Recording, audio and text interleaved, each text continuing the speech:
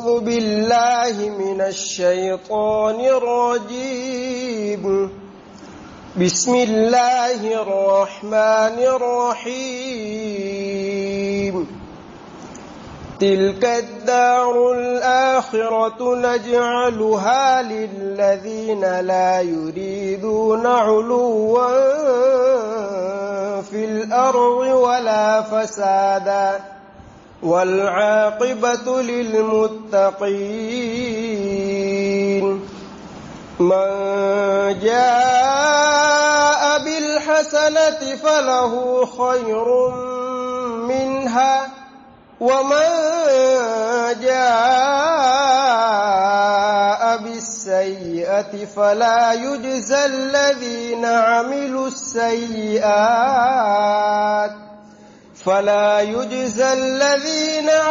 السيئات إلا ما كانوا يعملون.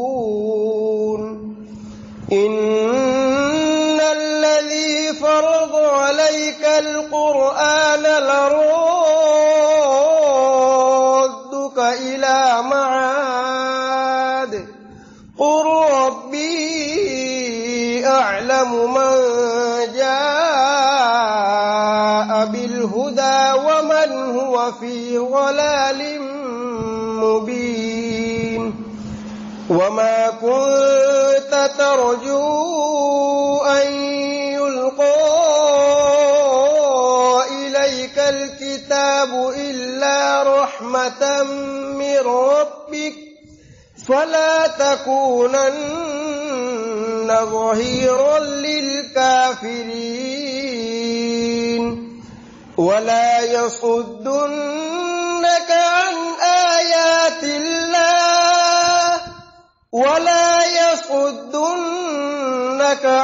آيات الله بعد إذ أنزلت إليك وادع إلى ربك ولا تكونن من المشركين. ولا تدع مع الله إلها آخر لا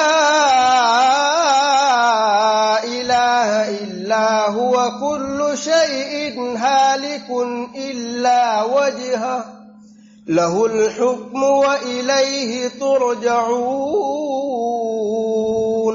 صدق الله العظيم.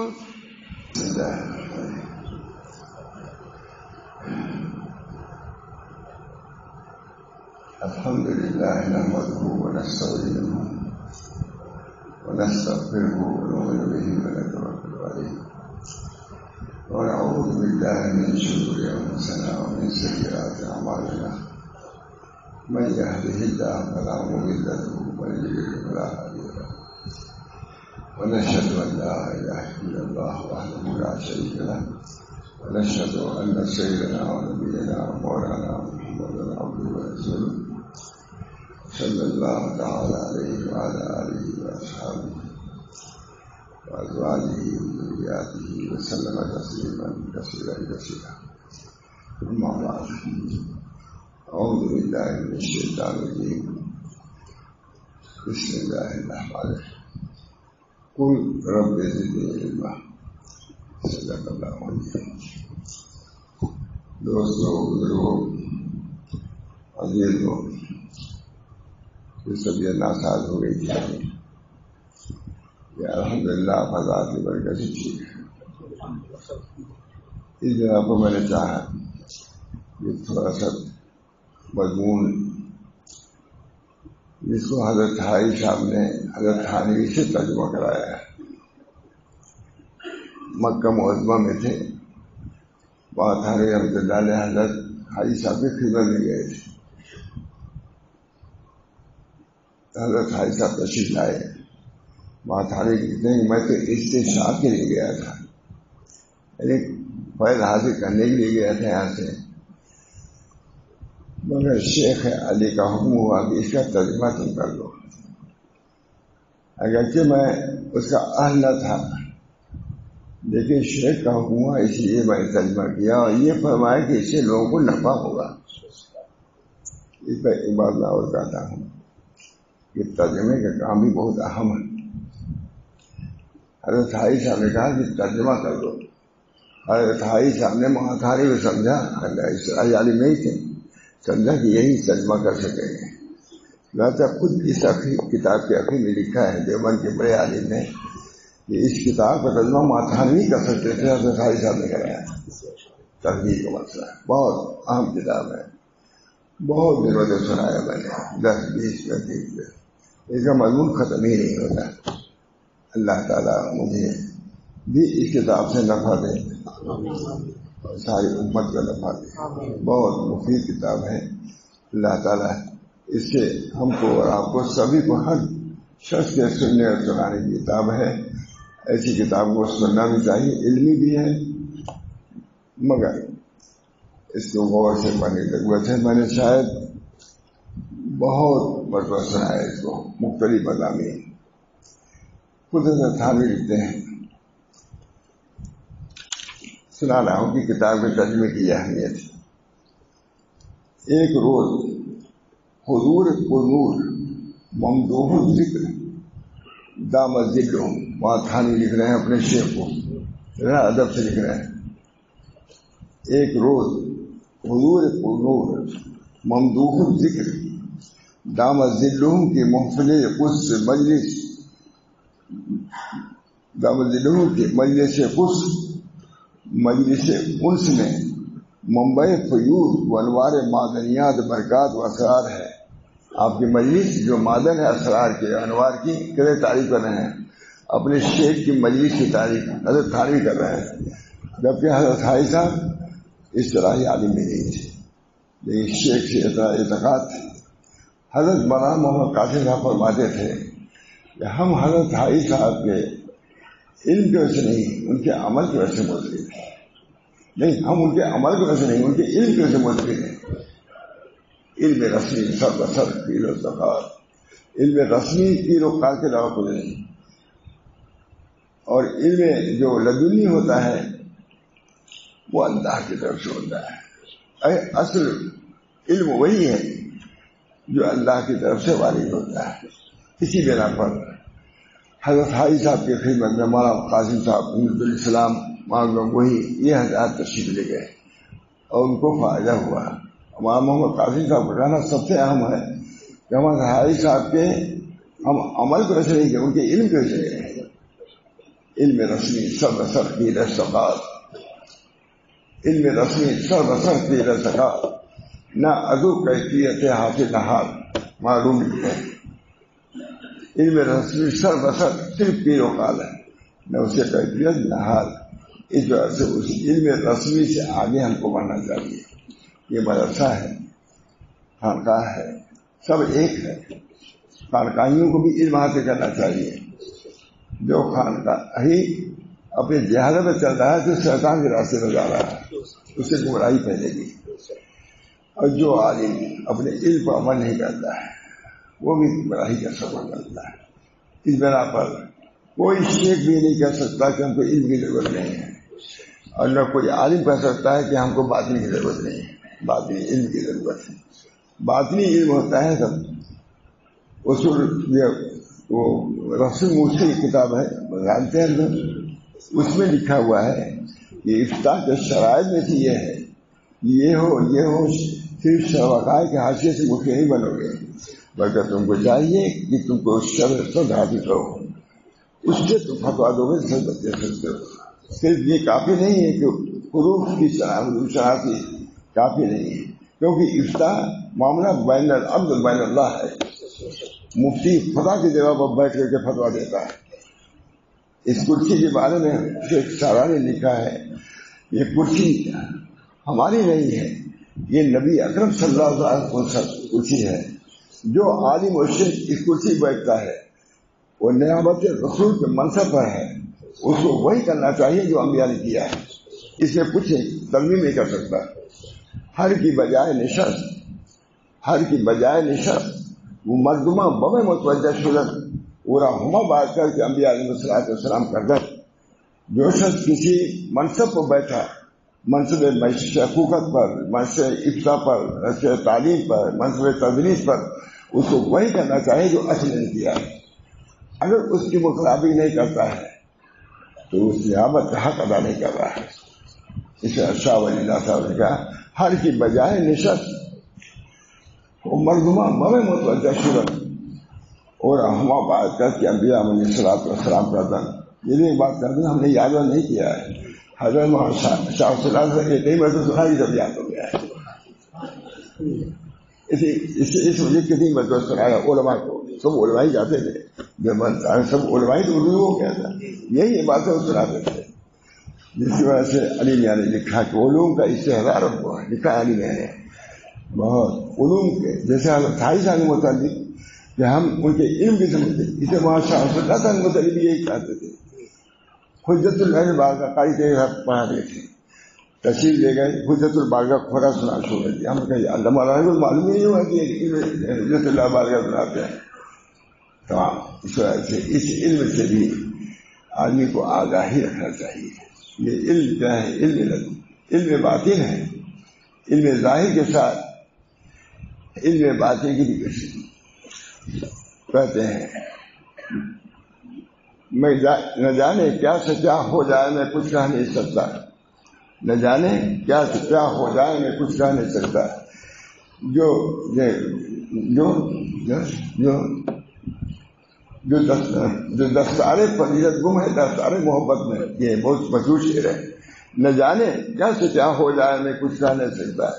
جو دستار محبت گم ہو دستار علم کے دستار میں اگر دستار محبت بھی آ جائے تو نور ہے. اس کی بھی ضرورت ہے. اللہ تعالیٰ ہم لوگ کو نور نبوت سے بھی آگاہ کرے جیسے علم نبوت سے آگاہ کیا ہے. اس کی کوشش ہونی چاہیے. اسی نور کے لیے وہاں تھانی جیسا آدمی حضرت حاجی صاحب نے گیا. اسی نور کے لیے وہاں قاسم جیسا نور حاجی صاحب نے گیا جی اصطلاحی عالم بھی نہیں تھے. کسی نے کہا کہ بھائی آپ لوگ کیا گئے تھے تو مثال بھی دیا. حضرت قاسم نے کہا دیکھو ایک حدیث ہے الید العلیٰ خیر من ید السفلیٰ. ید علیٰ بہتر ہے ید اوپر والا ہاتھ بہتر ہے نیچے والے ہاتھ سے. ید العلیٰ ید المعطیہ دینے والا ہاتھ. ید العلیٰ کون ہوگا؟ دینے والا اور لے رہا ہے. الید العلیٰ جو فرمایا حاجی صاحب سے کہ اس حدیث سے تو معلوم ہوتا ہے آپ کا مسئلہ آپ کا مسئلہ یہ ہے کہ فقر بڑھا ہوا ہے غنا سے. اور یہاں تو حدیث بتا رہی ہے کہ ید علیٰ کون ہوگا؟ دینے والا. وہی وہی دینے والا ہوگا. اب میں دوں گا آپ لیں گے. دینے والا کون نیچے اور دینے والا ہے دوسرا. تو دینے والا کیا ہے؟ غنی کا ہاتھ ہے. اسے معلوم ہوا کہ غنی کا ہاتھ بہتر ہے فقر کے ہاتھ سے. یہ اشکال کیا جائے گا آپ کا کیا ہے؟ الید العلیٰ الید العلیٰ مائلۃ الی الفقر. جیسے میں آپ کو دوں میں دے رہا ہوں آپ دے رہے ہیں کہ اس چیز میں دے رہا ہوں ید علیٰ بہتر ید سے معلوم ہوا کہ ید موتیہ جو ہے وہ بڑا ہوا ہے. موتیہ دینے والا کون آتا ہے؟ جو غنی ہوگا. اور لینے والا فقیر ہوگا. تو فقیر نیچے ہوا غنی اوپر ہوا. تو آپ کے مسئلہ کے بالکل خراب ہے. آپ کا مسئلہ جو ہے کہ غنا سے بڑھ کے فقر ہے. اور حضور فرما رہے ہیں کہ ید العلیٰ بہتر ہے ید السفلیٰ سے. لینے والا ہاتھ کیا ہے؟ سفلیٰ ہے. دینے والا علیٰ ہے. اس سے معلوم ہوا کہ جو چیز دی جا رہی ہے وہ بہتر ہے وہ لینے والے کے ہاتھ سے. کہا نہیں. فوراً جواب دے دیا. کہا الید العلیٰ مائلۃ الی الفقر. ید علیٰ جو دے رہا ہے تو اپنے سے غنا کو نکال کے آپ کو دے رہا ہے. آپ جو ہاتھ بڑھا رہے ہیں فقیر ہونے کے بعد غنا کی طرف بڑھ رہے ہیں. اس سے ثابت نہیں ہوا. الید العلیٰ المعطیہ دینے والا ہاتھ اونچا رہتا ہے اور لینے والا ہاتھ جو مطلب کہ وہ دینے والا جو دے رہا ہے وہ فقر کی طرف جا رہا ہے اور لینے والا غنا کی طرف آ رہا ہے. تو کہاں ثابت ہے؟ الید العلیٰ خیر من ید السفلیٰ. علم تھا. اللہ تعالیٰ نے بہت علم عطا فرمایا تھا. اللہ تعالیٰ ہم سب لوگوں کو اس علم سے بھی حصہ دے. جب حضرت تھانوی گئے حضرت حاجی صاحب ہے تو انہوں کی عورتوں نے کہا ان کی بہنوں نے کہ یہ کہاں چلا گیا, ابھی دیوبند میں اتنا پڑھا ہو رہا, ابھی اس کو باقی ہے تو پڑھنا. تو لوگوں نے کہا ارے پہلے سیکھے تھے, اب بننے گئے ہیں اس کو درست کرنے کے لیے. علم سیکھ تو نہیں آتے بل سے, لیکن اب اس کو بننے کی مطلب اور زیادہ باریکی ہوتی ہے. دلیا کیسے بنی جاتی ہے تو ایک یوں ہی بن دیا, ایک باریکی جو خود ہے. تو وہ ابھی پڑھنے گئے تھے, اب اس کو بننے کے لیے گئے. حضرت عائشہ فضل نے وہاں کا سنا. بہرحال اس علم اللہ تعالیٰ ہم سب لوگوں کو. حضرت مفتی صاحب تشریف لے گئے تھے ہمارے ایک مدرسے میں, مفتی محمود رضا صاحب, دونوں نے تاریخ کیا, بیان کیا. وہاں محمد سے پوچھا بھائی مفتی صاحب نے کیا بیان کیا ہے؟ تو ہم نے بتایا کہ انہوں نے کل رب زدنی علما کا بیان کیا, اتنا بیان کیا مفتی صاحب نے. تو پھر خود بہت زبردست تقریر کیا, یہ ہے اسی پر تقریر کیا ماشاء محمد احمد صاحب نے. باہر میں دوستوں یہ علم کی بھی جگہ ہے. اور ہمارے حضرت محمد صاحب کہتے ہیں مدرسے کو خالی دارالعلوم نہ کہو بلکہ دارالعمال بھی کہو, تاکہ عمل ساتھ ساتھ چلے. دارالعلم والعمل یہ کہو. کتنی میں تو ہم لوگ سے جانتا ہے اس کو مخصوص علم کی طرح نہ رکھو, عمل کے لیے خالی خانقاہ نہ رکھو. علم کی جگہ جیسے دارالعلوم ہے, عمل کی جگہ بھی یہی ہے. اگر تو یہاں عمل اگر کیے رہو گے تو خانقاہ میں کامیاب ہوگے, آگے بھی کامیاب ہوگے. اگر یہاں علم کے ساتھ ساتھ عمل کو نہیں لے ہوئے تو جو عادتیں بد پڑ جاتی ہیں وہ کبھی چھوٹتی نہیں. خانقاہ میں جاؤ گے تو دے رہو گے. ابھی اصلاح کی فکر ہم لوگوں نے پڑھا ہے حضرت سے شروع میں, بار بار یہی کہتے تھے اپنی اصلاح کرو, اپنی اصلاح کرو. کوئی مرد ایسا نہ ہو جو مدرسے میں آ کے واقع ہو, کم سے کم ایسا تو ہو. مدرسے میں نہیں ہونا چاہیے. بہت چاہتے تھے, بہت دور داروں میں پڑھے ہوئے تھے, اور کتنے سال مفتی صاحب اس بنا پر کہتے تھے کہ اس زمانے میں علم کو لے کے عمل سے بے اعتنائی ہو جاتی ہے. ہمارے حضرت ماشاء رسول اللہ صاحب رات جھوم کے نماز پڑھتے تھے, خوشو خدو میں ہوتا ہے نا, تو لڑکے ہنستے تھے. دارالعلوم دیوبند کی بات کر رہا ہوں, لڑکے ہنستے تھے, دیکھو یہ صوفی صاحب ہے نماز پڑھ رہا ہے. تو ایک اور صوفی تھے حضرت کے ساتھی, یہ طالب علم ہو کر کے اس طرح نماز پڑھتے ہیں. جب قریب بوڑھے ہو گئے 60-70 سال, تو وہ ساتھی آئے حضرت کے, کہا علی مول صاحب جا کے دیکھو کہ انہوں کا کیا حال ہے. کہا مول صاحب جس طرح طالب علم میں نماز پڑھتے تھے, اب کیا سے کیا ہو گیا ویسے نماز پڑھتے ہیں, ان کی نماز درست نہیں ہوئی. سوئی سی اصلاح کی فکر ہونی چاہیے. اصلاح کی فکر ہوگی ضرور اصلاح ہو جائے گی. اصلاح ہم لوگوں سے ضرور پوچھتے تھے حضرت روزانہ قریب کہ کس لیے رہتے ہو. تو ہم لوگ کہتے تھے حضرت پڑھیں گے اور عمل کریں گے. کہا بہت مشکل ہے, کہتے ضرور یہ بھی کرتے تھے. اس بنا پر میں دوستوں علماء کا بھی مجمع ہے, طلبا کا بھی ہے, عوام کا ہے, سب کے لیے علم کی بھی ضرورت ہے اور علم پر عمل کی بھی ضرورت ہے. سب سے بڑا عمل اخلاق کا علم ہے. اخلاق, علم الاخلاق بہت بڑی بات. اور صرف علم الاخلاق نہیں بلکہ اخلاق سے متصف ہونا ضروری ہے. فرماتے ہیں بولی سینا گیا, بہت مشہور واقعہ ہے. بولی سینا گیا کسی عالم کے یہاں یا کسی درویش کے یہاں,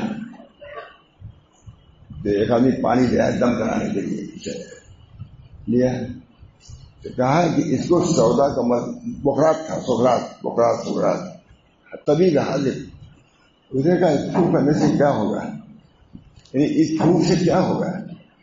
شیخ کو معلوم ہوا کہ اس نے کہا یہ کہا ہے کہ اس پھوکنے سے اس کو سودا کا مرض ہے, سفرا کا مرض ہے, بلغم کا مرض ہے, آپریشن کی ضرورت ہے, اسے پھوک سے کیا ہوگا.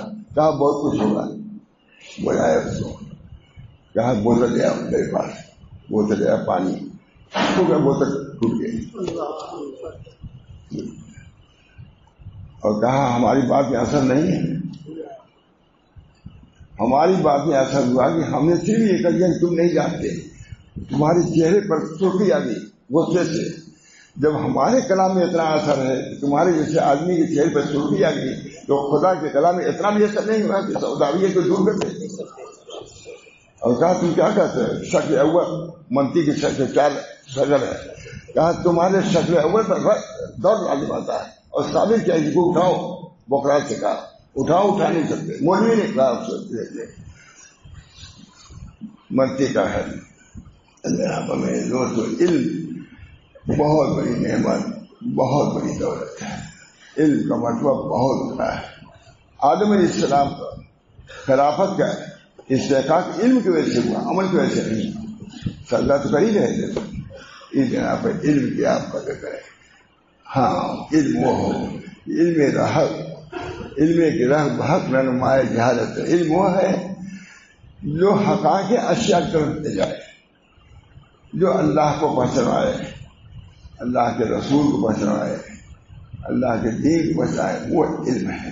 اور جو علم گمراہی کی طرف لے جائے وہ علم کیا بولتے جہالت ہے. علم کی راہ بحق رہنمائے جہالت. جو علم حق کی طرف لے جائے وہ تو جہالت ہے. اس جناب میں دوستوں بزرگوں اللہ تعالیٰ نے بہت بار علم عطا فرمایا. یہ سب بنیاد اگر علم پہ ہوگی سب ہے. ہماری تجارت بھی علم پہ ہونا چاہیے، ہماری زراعت بھی علم نہیں ہو ورنہ من میں کیا سے کیا ہو جائے. مدرسے کی بنیاد تو علم پہ ہونی چاہیے. اسی بنا پر حضرت عمر رضی اللہ تعالیٰ بازاروں میں جاتے تھے، لوگ تجارت کے آتے جاتے تھے. کہا تم تجارت کرنے کا ہے؟ کہا تمہیں تجارت کا ڈھنگ سیکھا ہے؟ بے اور شرح کا مسائل معلوم کیا ہے؟ درا لے کے گھومتے تھے. اور کہا جا پہلے سیکھو پھر اس وقت دکاتا ہوں تجارت میں معلوم ہوا کہ اس کے بھی شرائط ہے. اللہ تعالیٰ علم میں وسیع عطا فرمایا. اللہ تعالیٰ نے علم کی بہت عظمت دی ہے. ہم سب علم کی جگہ میں بیٹھے ہوئے ہیں. صرف علم یہی نہیں ہے.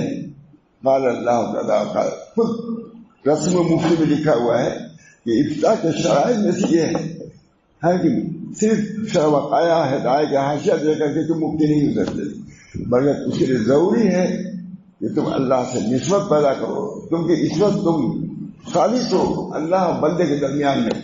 ذرا سمجھ مجھ سے تم کو بتلانا ہے، ورنہ خائن تم ہو گئے، مفتی نہیں ہو گئے. اس جناب میں دوستوں اب ہر آدمی چاہتا ہے کہ ہم کو مفتی کہیں. یہ خط طرح ہے جو پڑھ کے آتا ہے ایک ساتھ تو اس کو مولوی بنے اچھا لگتا ہے. وہ کہنا تھا ہم کو مفتی کو، ہمیں کچھ سنا ہے مفتی کیا ہے. مفتی ہمارے حضرات تو مولوی کہلانے کے نکالے. ہم تو مولوی لائق ہم تو مولوی لائق میں نہیں. دوستو علم گرہ بحق رہنمائے جہالت. علم وہ ہے جو اپنے نفس کی پہچان کرا دے آپ کو. من عرف نفسہ عرف ربہ. سب علم کا حاصل یہ ہے کہ اپنے کو پہچان لو تم کون ہو. اگر تم نے پہچان لیا تو سب کچھ. حضرت رحمان صاحب گئے، انہیں پوچھا کہ آپ کا نام کیا ہے؟ کہ ہم اس کو مولانا کہتے ہیں. مولانا تھے افغانستان کے. کہا لا حول ولا قوت الا باللہ. اپنے منہ سے اپنے مولانا کہتے ہیں؟ شرم آنی چاہیے. بہت کہا خود جگالی آدمی تھے بزرگ. پھر سے پوچھا کہ کیسے آپ آئے؟ کہا اسی مولانیت کے نکالنے کے لیے آیا. بچوں کیا دیا؟ کہا یہی یہ مولانیت جو ہے علم طغیان کمال المال مجموع جہاز ہے. علم طغیان کمال المال. علم کے لیے طغیان ہے، سرکشی ہے جیسے مال کے لیے. اور ہمارے کہتے ہیں وہ پھر عبادت میں بھی طغیان ہے. یہ حضرت کی بات ہے. مجموع جہاز ہے بس سامنے رہتی تھی. اس وقت ہمارے پاس نہیں. ہم کہا روز کہتے ہیں نوزی نہیں پڑھاؤ. ان للعلم طغیان کمال المال.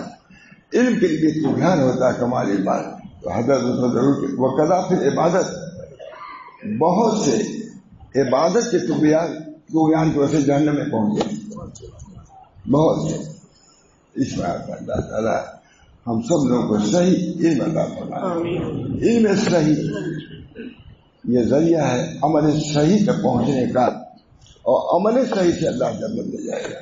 الا الذين آمنوا وعملوا الصالحات فلهم اجر غیر ممنون. علم صحیح جب آئے گا تو عمل صحیح آئے گا.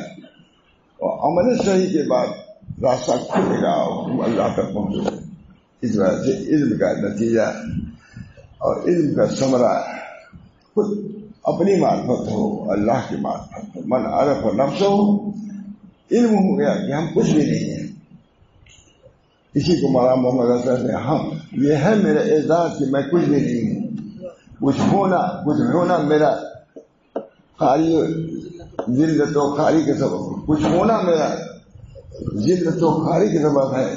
یہ ہے میرا اعزاز کہ میں کچھ بھی نہیں ہوں. ماں محمد وغیرہ بہت پڑھتے تھے، علی میاں وہ سب پڑھتے رہتے تھے اس کو. کچھ ہونا میرا ذلت و خاری کا سبب ہے. یہ ہے میرا اعزاز کہ میرا کچھ نہ ہونا یہ اللہ کے نزدیک مقبول ہے. میں کہتا ہوں کہ ہونا نہیں برا ہے، ہونے پر نظر کرنا ہی برا ہی میری تشریح ہے. اس شعر تو مطلقاً ہے، لیکن میں کہتا ہوں ہونا چاہیے. حضور نے فرمایا، خود فرمایا اللہ مجعل فی عینی صغیرہ فی عینی سے ایسے کبیرہ ہو گیا. نہیں تم نہ سمجھو، لیکن لوگ سمجھے سے اچھی بات ہے. میں نے استدلال کیا مولانا محمد شعر کچھ ہونا میرا ذلت و خاری کے سبب ہے. یہ ہے میرا اعزاز کہ میں کوئی بھی نہیں. میں نے کہا ہونا اچھی چیز ہے، ہونے پر نظر کرنا یہ بری چیز ہے. یہ تشریح نہیں کیا. کچھ ہونا میرا بہت اچھا سے معانی میں بہت پسند کرتے تھے، لیکن اس کی شرح میں نے کیا. کچھ ہونا میں ہونا تو نہیں برا ہے، ہونا تو اچھا ہے، ہونا ہی چاہیے. اللہ مجعل فی عینی صغیرہ فی عینی کبیرہ. اللہ مجھ کو اپنے آنکھ میں کم دکھائیے اور دوسروں کے آنکھ میں بڑا دکھا. حدیث ہے اللہ مجعل فی عینی صغیرہ فی اعین الناس کبیرہ. لوگوں کے آنکھ میں ہم کو بڑا دکھائیے، یہ میرے آنکھ میں تواضع کے بات ہے. تواضع مال میں بھی تواضع ہو، اور علم طغیان کمال المال. علم میں بھی طغیان ہوتا ہے جیسے مال میں. یہ مالداری متکبر نہیں ہوتے، عالم میں متکبر بھی ہوتے ہیں. سب سے بڑا علم بہت بڑی چیز ہے، اس سے بھی برا ہے. تم تو علم رکھتے ہو، خدا کا علم ہے، کہاں کبھی کی اجازت ہے. مال والوں کو تو کہیں موقع بھی نہیں ملا کہ وہ سنیں سمجھیں، وہ کریں تو کوئی تعجب نہیں. لیکن عالم ہو کر کے تکبر اس کے اندر رہنا اتنا بڑا رسیدہ ہے. حدیث میں آتا ہے ایک ذرہ برابر کبر ہوگا جنت میں نہیں جا سکا کہ نہیں. ان علم طغیان کمال المال. تو حضرت فرماتے ہیں قضا پھر عبادت میں بھی طغیان ہوتا ہے. بہت سے عادی اس طغیان کی وجہ سے جہنم میں پہنچ گئے. کہتے ہیں دعاوی کاذبہ، کہتے ہیں مضر ترین اشیاء، اس شریر میں سب سے مضر چیز دعاوی کاذبہ ہے، جھوٹے دعوے، کچھ ہو نہیں. مضر ترین میں سب سے مضر چیز جو خدا کہتے روکتا ہے وہ دعاوی کاذبہ ہے. بہت سے مشائخ چلے آگے، بہت سے پوشا کا کچھ لگے ہوئے ہیں، خالقین کی کچھ کا کچھ لگے ہوئے ہیں. مشائخ سوچ روتے ہیں معلوم ہے ہمارا کس نے سفار ہے. مشائخ ہیں لیکن اپنے بھی نگاہ ہیں. بہت سے ایسے ہوئے ہیں کہ کرامات میں پہنچ گئے، لیکن کرامات کی دلہن میں ایسے پھنسے کہ وہیں رہ گئے، خدا تک نہیں پہنچے. کرامات سب سے بڑی چیز سمجھی جاتی ہے شاید کے اندر، لیکن وہاں جا کر بھی آدمی مطمئن نہیں ہونا چاہیے. لکھا ہے کہ کرامات کی دلہن میں اس کی جیب الجزائی میں رہ گئے اور خدا تک نہیں پہنچے. اس کو بھی مارو، یہ بھی غیر خدا ہے. کرامات بھی غیر خدا ہے، غور خدا کے تم کو نہیں ٹکنا ہے. اللہ تعالیٰ ہم سب لوگوں کو طریق فہم عطا فرمائے. یہ رمضان، یہ قرآن پڑھیے. کیا ہے قرآن؟ اللہ علیہ کیا ہے قرآن؟ ذرا سا غور سے پڑھیے کیا سے کیا حال ہوتا ہے. قرآن صرف انانیت کی نفی، خدا کے وجود کے اقرار، خدا کے کمالات کا اقرار، صفات عالیہ قرار، اپنی نفی. ہر کی نقشے پیش یا دید و شناخت، ہر کی نقشے شیخ دید و شناخت. استقبال خود دو عصمت تھا، جس نے اپنے کمالات کو دیکھا وہ گر گیا. ہر کی نقشے پیش یا دید و شناخت. سوئے استقبال خود دو عصمت، جس نے اپنے کمی کو دیکھا وہ دو عصمت خدا کی طرف بڑھا، اور جس نے اپنے کمال کو دیکھا وہ گر گیا. کمال کو اس میں جتنا کم دیکھے گا اتنی اللہ بڑھائے گا. من تواضع للہ رفع اللہ. تواضع اصل چیز ہے. اللہ ہم سب لوگوں کو طریق پہ جب ہم آئے اس کو تو سمجھنا ہی چاہیے. دو ہی چیزیں، نفس کی اطاعت کو چھوڑو، خدا کی اطاعت کو سامنے کرو.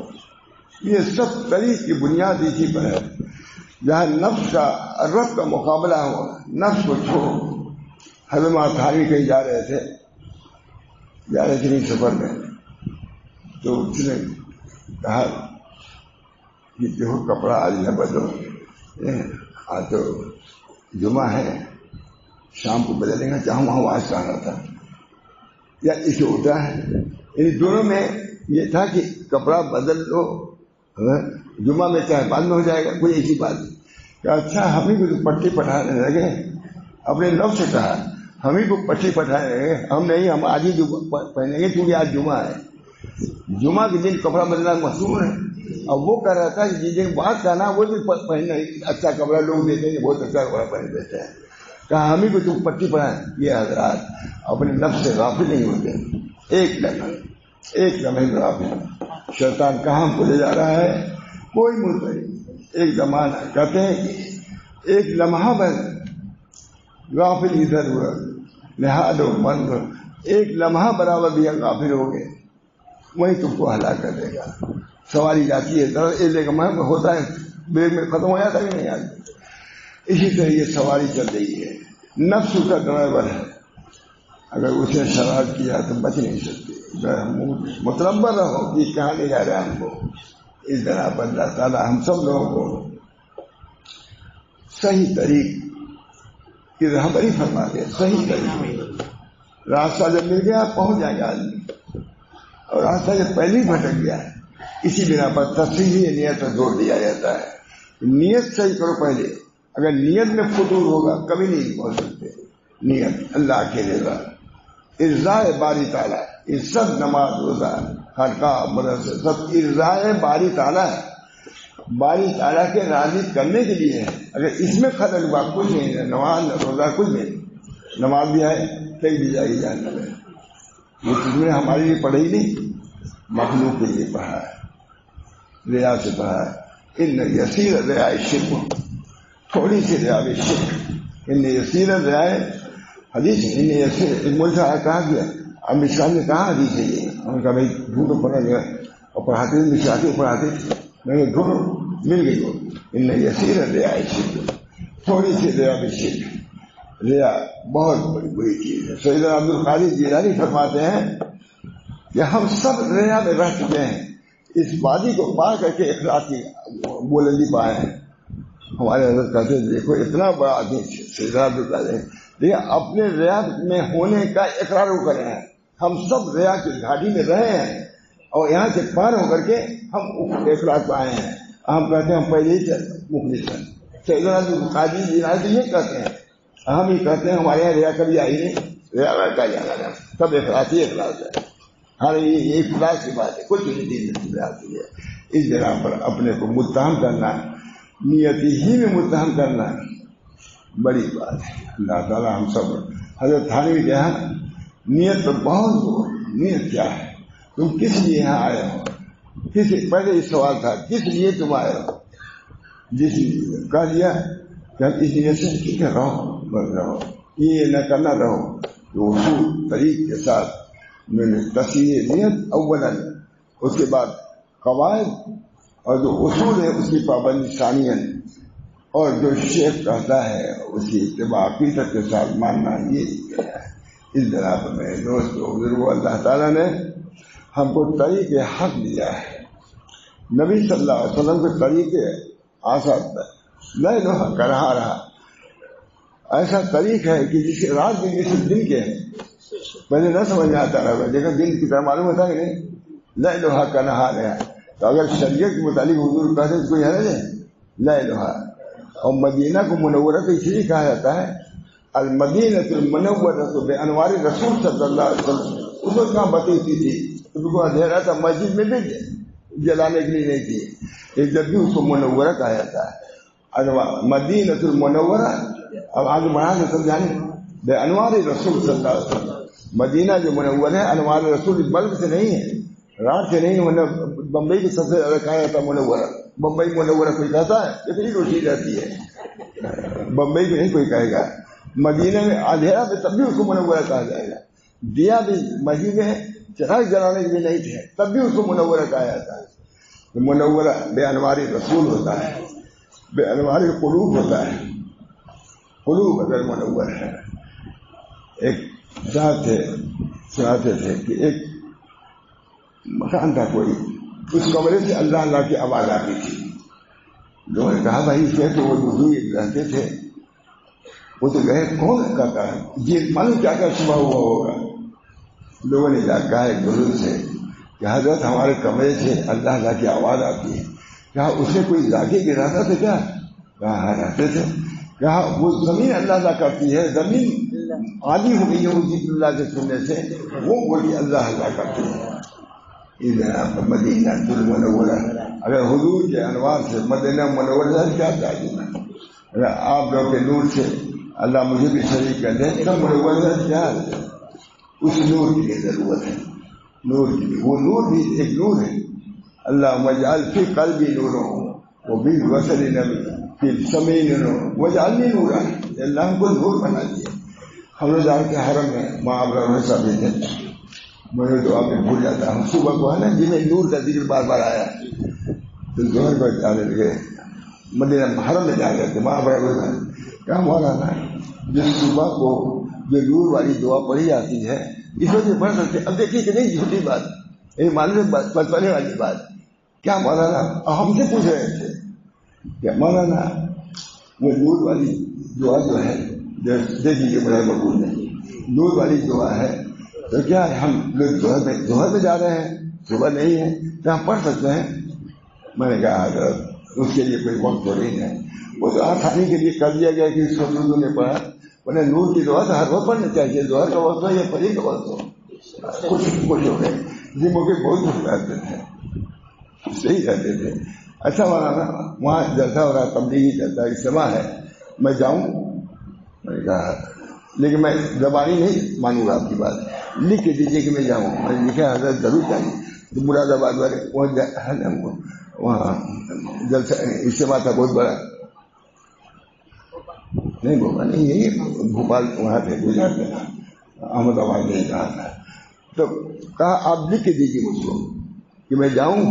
میں کہا زبانی نہیں مانوں گا, لکھ کے دیجیے. میں لکھا کہ حضرت اجتماع میں ضرور تشریف لے جائیے. فوراً تیار روانہ. اللہ تعالیٰ کا شکر, اللہ کا شکر, کیا بتاؤں. اللہ ہم سب لوگوں کو فہم سلیم عطا فرمائے اور نور قلب عطا فرمائے. میں اسی جگہوں پر رہ کر کے اگر ظلمت رہ جائے تو بہت افسوس کی بات ہے. بجلی گھر میں رہے, اندھیرا کمرے میں, کہیں گے جس طرح یہ مدارس ہیں, یہ خانقاہیں ہیں, یہ اللہ والوں کی مجلسیں ہیں, یہ نور ہی کے لیے ہیں. اللہ ہم سب لوگوں کو اس نورانیت سے منور فرما دے. اور یہ اصل ہے اس زمانے میں تو اصلی اس چیز کی ضرورت ہے. نور ہے بہت سنا بات ہے یہ سب, ایک نور نبوت ہے, ایک نور کیا ہے, نور نبوت ایک ہے, اور ایک نور شریعت یہ ہے. بھول گیا میں کیا, میں نور نبوت کے ساتھ نور والا بڑا نور نبوت حاصل کرنے کی ضرورت ہے. اللہ تعالیٰ ہم سب لوگوں کو ان مدرسے اس کو الگ نہیں سمجھنا چاہیے, یہ بھی خانقاہ ہے. اور فرماتے تھے وہاں ابراہیم صاحب کہ اس کو صرف علم کے لیے خاص نہ کرو, ان مدرسوں کو بھی عمل کے ساتھ جوڑو.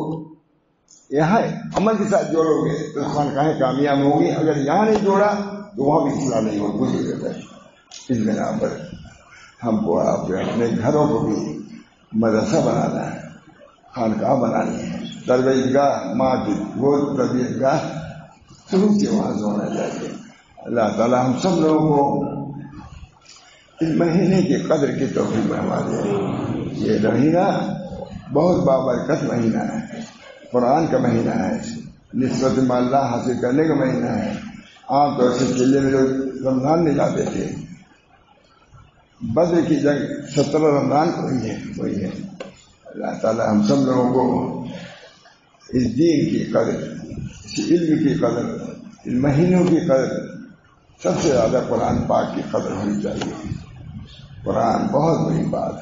یہ قرآن وہ ہے جو اللہ کا کلام ہے. اس میں کوئی شک و شبہ نہیں، اس میں کوئی شک و شبہ نہیں ہے. جتنا شک و شبہ دور کر کے قرآن کو پڑھیں گے وہی فائدہ ہوگا. یقین رکھو کہ یہ خدا کا کلام ہے. زبان سے لکھا تو حضرت ہے، کبھی زبان سے یہ خدا کا کلام ہے جس کی میں تلاوت کرنے جا رہا ہوں. اور بچے سب کو قرآن سے. ہمارے ایک ڈپٹی صاحب رہتے تھے، بہت صحیح پڑھتے ہی رہتے تھے. مجھ سے خود کہا انہوں نے کہ مولانا ہمیں بچپن میں قرآن پڑھا دیا جائے کہ کبھی گمراہ نہیں ہوا. پڑھتے ہی رہتے تھے قرآن پاک، پڑھتے ہی رہتے تھے. کبھی میں حضرت کہتے تھے ڈپٹی ہے نا اتنا قرآن پڑھتے ہیں ایک کوئی کو بزرگ نہیں سمجھے گا. یہ بزرگ ہے کہتے کوئی کو بزرگ نہیں سمجھتا ہے. بزرگوں کو خاص علامت میں بنائے ہوئے ہیں ڈپٹی ہے.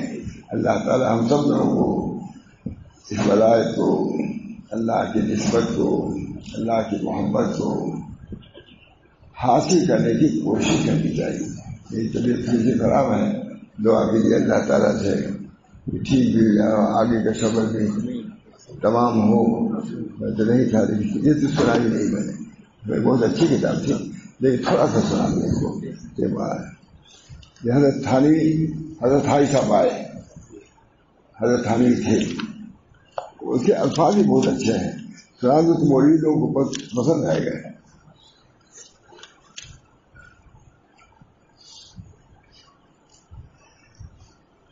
ایک روز حضور پر نور ممدوح ذکر دامت ذلہم کی محفل قدس و مجلس انس میں کہ منبع فیوز و انوار و معدن برکات و اسرار ہے.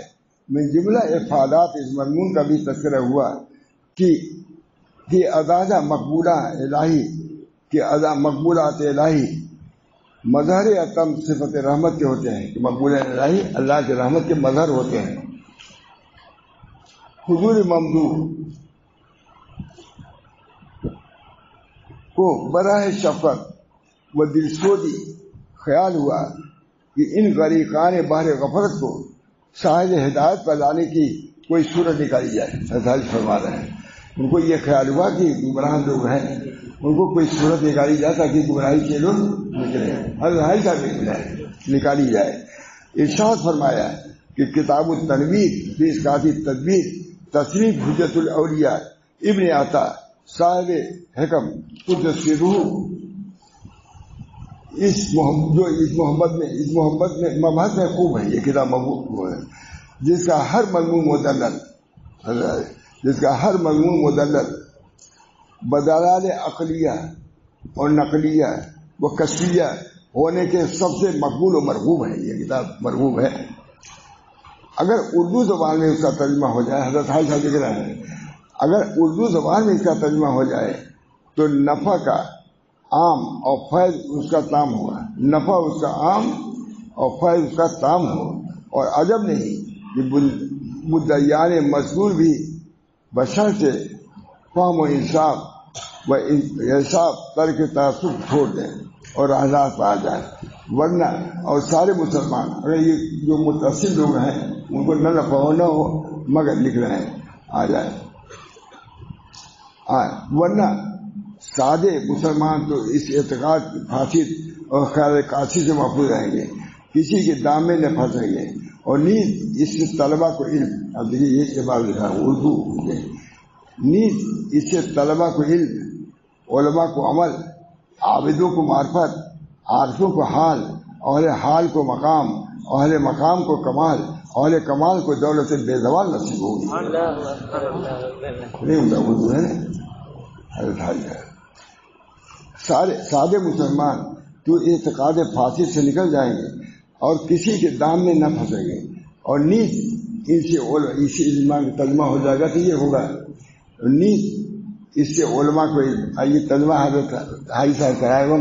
اکثر تھانوی لوگوں کو معلوم نہیں ہے، ہمارے پاس ہے کہیں ہندوستان میں ایک ہی جگہ گئے. اب چھپوا دیا تھان بہن والوں نے، اب چھپوائے ہیں. میں نے بہت سال بھر کہیں چھپوائے سنائے. علماء کو علم، علماء کو عمل، عابدوں کو معرفت، عارفوں کا حال، اہل حال کو مقام، اہل مقام کو کمال، اہل کمال کو دولت بے زوال نصیب ہوگی. ایسی کتاب ہے. اور اس نادان ناکارہ کو جو خاص واسطے استفادے معنی برکات کے حضور ہند سے، حضور میں ہند سے چند ماہ کا آیا ہوا تھا. وہاں تھانے لکھ رہے ہیں کہ ناکارہ آوارہ کر رہے ہیں کہ حضرت حاجی خدمت میں آیا ہوا تھا. اس وقت حاضر محفل فیض منزل تھا، انہیں خانقاہ میں تھا. اس وقت حاضر محفل فیض منزل تھا. ترجمے کے لیے فرمان ہوا. میں اس وقت حضرت کیا تھا کبھی سنے بھی نہیں تھے، ہم بھی نہیں سنے کبھی.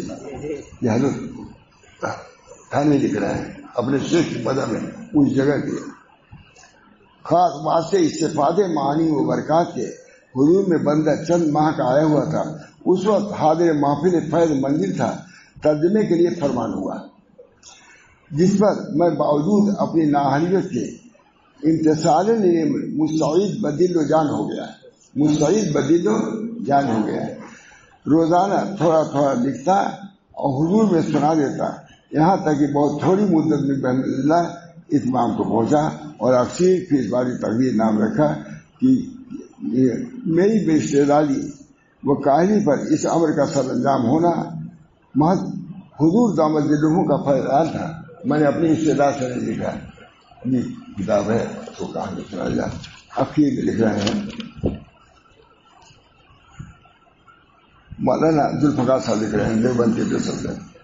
بندے نے بتعمیل ایمائے جناب مولانا اشرف الفضلہ امجد العلماء صاحب الشریعت و طریقت المری المولوی اشرف علی بارک اللہ علیہ علمہ و فضلہ اکثر ترمیم کو مقامات مختلف و مواد متعدد سے دیکھا. ان کی جو کتاب ہے ترجمہ دیکھا، واقعی بہت عمدہ ترجمہ ہے. گویا اصل کتاب اردو ہی میں لکھی گئی ہے. اسے میں علماء سے کہتا ہوں ترجمہ کرنا ذرا سیکھو تب تم فائدہ پڑ جاتے ہیں. حق یہ ہے کہ اس خوبی سے انجام دینا مولانا ہی کا حصہ ہے، ورنہ اس وادی اللہ کو دب کو طے کرنا ہر شاعری کے لیے نہیں ہو سکتا. یہ معذور فقار صاحب جو بہت بڑے حدیث تھے انہوں نے لکھا ہے. بہرحال بہت دیر ہو گئی. اللہ تعالیٰ ہم سب لوگوں کو بولنے کا قوت بھی نہیں تھی، علمی بات کچھ سنا دیا. ویسے میں کمزوری محسوس کر رہا تھا، سنا نہیں پا رہا تھا، لیکن امید ہے کہ کچھ نہ کچھ آواز آ تھا. علم کی فضیلت، علم دین کی فضیلت، بلکہ علم طریق سے کچھ نہ کچھ واقف ہوں گے، اور اس سے بھی واقف ہوں گے کہ ان کتابوں کا مطالعہ بھی علماء کو کرنا چاہیے. علمی استعداد بھی بڑھے گی اور اس سے طریق واضح ہوگا، اور طریق جتنا واضح ہوگا اتنے قریب ہوگا، جتنا قریب ہوگا اتنا اللہ تک جلدی پہنچے گا. اللہ ہم سب کو توفیق ہے. وآخر دعوانا الحمدللہ رب العالمین. انشاءاللہ کل بھی مجلس ہو اس بنا پر خالی دعا کل کی جائے گی. ذرا طویل اس میں مجھے قوت بھی نہیں ہے.